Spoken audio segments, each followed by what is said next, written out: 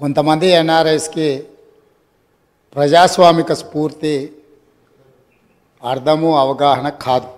మనం ప్రయత్నం చేసినా కూడా వారు తెలుసుకునే ప్రయత్నం చేయరు.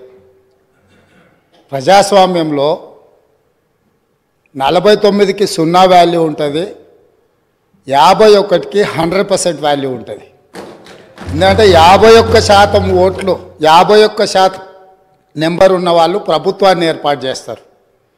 49% ఉన్న వాళ్ళు ప్రతిపక్షంగా కూర్చొని ప్రభుత్వం తీసుకునే పరిపాలనలో నిర్ణయాలను శాసనాలను సహేతుకంగా విశ్లేషించి సలహాలు సూచనలు ఇస్తారు. సలహాలు సూచనలు ఒకవేళ ప్రభుత్వము పెడచెవిన పెడితే నిరసనలు ధర్నాలు రాస్తారోకలు చేస్తారు. అవసరమైతే ఆమరణ నిరాహార దీక్షలు చేసిన కూడా సందర్భాలు ఉన్నాయి. ఆ స్పిరిట్ను తీసుకోవాలి తప్ప వాళ్ళు 64 ఉన్నారు, మేము 39 మంది ఉన్నాం, మేము అచ్చోసిన ఆంబోతుల్లాకున్నాం, మేము పోడియంలోకి వచ్చి కుస్తీలు కొట్లాడతాం, ఈ రకమైన భాష వారి గౌరవానికి కానీ ఈ సభను నడిపించుకోవడానికి కానీ సహకరించదు. రెండవ అంశం, పదే పదే గత పాలన గురించి గత ప్రభుత్వాల గురించి మాట్లాడుతున్నాను. సరే, వారు ఏం మాట్లాడతారో మొత్తం విన్నాక రిప్లై చేద్దాం అనుకున్నాను. కాకపోతే నా రిప్లై కోసం వారు తహతహలాడుతున్నారు. గత పాలనలో యూత్ కాంగ్రెస్ వైస్ ప్రెసిడెంట్గా కల్వకుంట్ల చంద్రశేఖరరావుకు అవకాశం ఇచ్చిందే కాంగ్రెస్ పార్టీ. సింగిల్ విండో డైరెక్టర్గా ఎన్నికల్లో పోటీ చేయడానికి ఇస్తే కాంగ్రెస్ పార్టీ తరఫున నిలబడి ఓడిపోయిందే చంద్రశేఖరరావు. గత పాలనలో ఎంపీగా గెలిపించిందే కాంగ్రెస్ పార్టీ. గత పాలనలో షిప్పింగ్ మినిస్టర్ ఇచ్చిందే కాంగ్రెస్ పార్టీ. ఆ తర్వాత కార్మిక శాఖ మంత్రి ఇచ్చిందే కాంగ్రెస్ పార్టీ. అంతెందుకు ఇక్కడ సభ్యుడు ఉన్నాడు, వారు కూడా వారి కుటుంబ సభ్యులే. ఎమ్మెల్యే కాకుండానే మంత్రిని చేసి తర్వాత ఎమ్మెల్యేగా ఎన్నిక చేయడానికి సహకరించిందే కాంగ్రెస్ పార్టీ.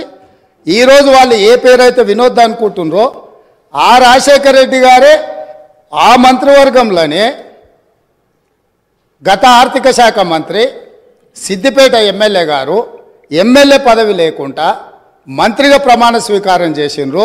రాజశేఖర రెడ్డి గారి నాయకత్వమే దేశానికి బలమైన నాయకత్వం అని అందులో పనిచేసిండ్రు. మూడవది, పోతిరెడ్డిపాడు పొక్క పెద్దది చేసినప్పుడు కీర్తిశేషులు నాయన్ నరసింహారెడ్డి గారు కడప జిల్లా ఇన్ఛార్జ్ మినిస్టర్. ఆ రోజు కొట్లాడింది పోతిరెడ్డిపాడు మీద కీర్తిశేషులు పి జనార్దన్ రెడ్డి గారు. పోతిరెడ్డిపాడు పొక్క పెద్దది చేసినప్పుడు ఇక్కడ ఉన్నోళ్ళు ఎవరు ప్రాణత్యాగాలు చేస్తామని ఎవరు కొట్లాడలే, ఎవరు మాట్లాడలే.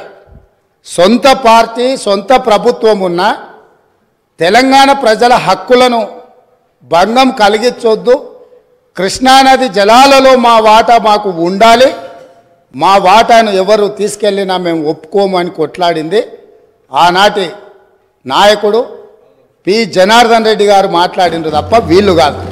కాబట్టి ఈరోజు వీళ్ళందరూ ఏ పాలకుల గురించి మాట్లాడుతున్నారు, ఆ పాలకులు ఇప్పుడు మాట్లాడుతున్న పెద్దలు ఎట్లెమ్మెల్యే అయినరు?